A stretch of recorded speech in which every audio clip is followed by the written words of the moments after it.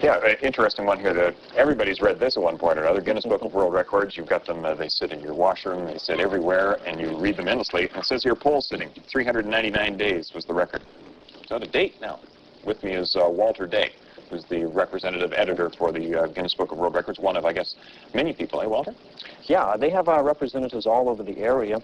Sometimes we're brought into duty to go and witness different things in different places. I came here to Victoria because there's about 3 events happening here that I have to oversee and you know, watch and make sure that everything was done properly and objectively, and then send the entire report into the Guinness Book headquarters in New York City. Now, for instance, I don't know if people would remember this on the news, but this big event, yes, a Video Game Masters tournament, high scores that goes into Guinness, ended on Sunday, and it happened all over the nation, but the national headquarters for the event was here, so that's why I was here to watch it all and oversee it and send in the results to Guinness. And you're doing another, now video games is kind of interesting. You've got another one coming up this weekend, which we'll talk about in a minute, but it's a very new category for the Guinness people. Is this kind of to stay in touch? Is that what the idea is? That's right, exactly, to stay in touch with the needs of the time, because some things that were in the early 50s Guinness books are no longer in there because people stopped caring about some of the records because some of the records were not appealing. So it shows the freshness that Guinness tries to keep in mind by bringing in new material and editing out old material. And the Guinness likes video games because the public likes video games, and they've told me that they get more calls about video games than almost any other subject matter. Okay. So that's why now we have 2 major video game competitions happening here in Victoria, and this is a national event. There are people coming to this next one starting Friday morning from Florida, from Texas, from California, from all over the place. This one's got the longest play on a quarter in a video game. Right. This is the first annual edition of something that should continue for some time. All these kids are going to put in 1 quarter, and they're going to play until they lose what they call their last man, or until their game ends. And they're going to try and play for 100 hours.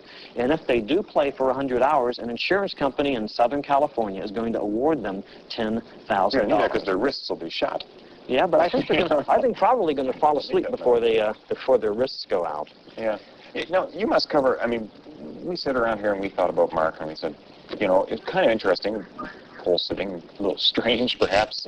You must meet a lot of these people who are, I would almost call them on the fringes, eh?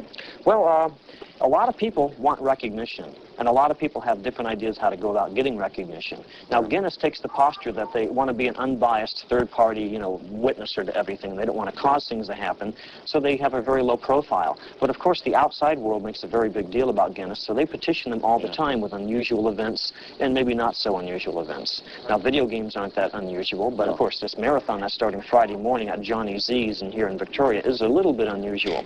Yeah. So what we do is we try to deal with, rather the editors, I don't really deal with the people, but the editors back in New York City try to deal with everybody evenly and try to edit out the events that are dangerous or maybe not even appealing and pick the things that would be very appealing and very entertaining. Appealing, just what I was looking through here. There's a guy who's got 38 pipes stuck in his mouth. Well, that was very appealing to him. Yeah, to him only.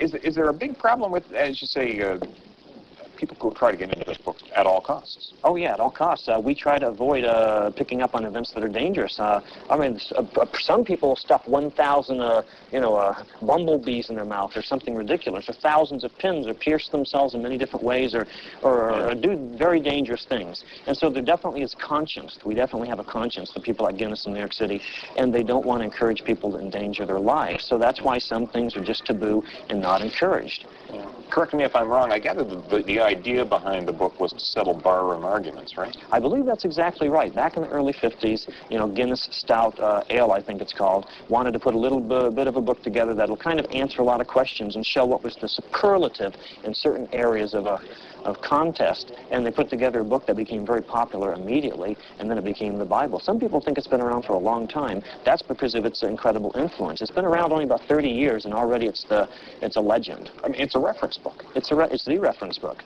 The reference book, exactly. I mean, you've been at this job for a while now. Okay, I've been overseeing contests. I've been watching like video game contests, and now I'm doing foosball contests.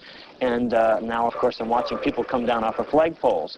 Now, in discussions with Guinness, it appears that I probably am really at the beginning of going out and doing a lot more things. Just being an objective witness who collects the information, tries to verify it, but mainly to send it back to New York City, and there they verify it and find out if it is completely accurate and is exactly as as it has been presented to them. What's the weirdest thing you've ever found in the Guinness Book of World Records? What strikes you as the strangest thing that anybody would do? The strangest thing to me is that I'm out here doing this. I always heard goldfish. I wonder, do we have goldfish gobbling in here?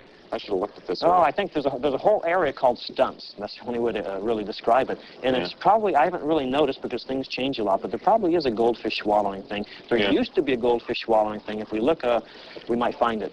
It's still there. I wouldn't know where to begin. Under G, probably. A lot of records aren't changing very much. I know that was always a complaint about the book, was saying, look, it's, you know... That's why they picked up on video games. That's why they picked up on video games, because people, the average person gets bored about hearing how many bumblebees you can stick on your face without any... That's dull stuff.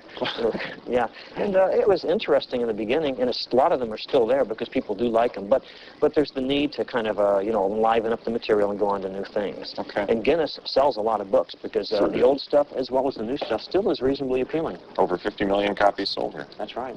Nearly as many burgers as McDonald's turned over. Walter, thanks a lot for coming in and talking with us about your work.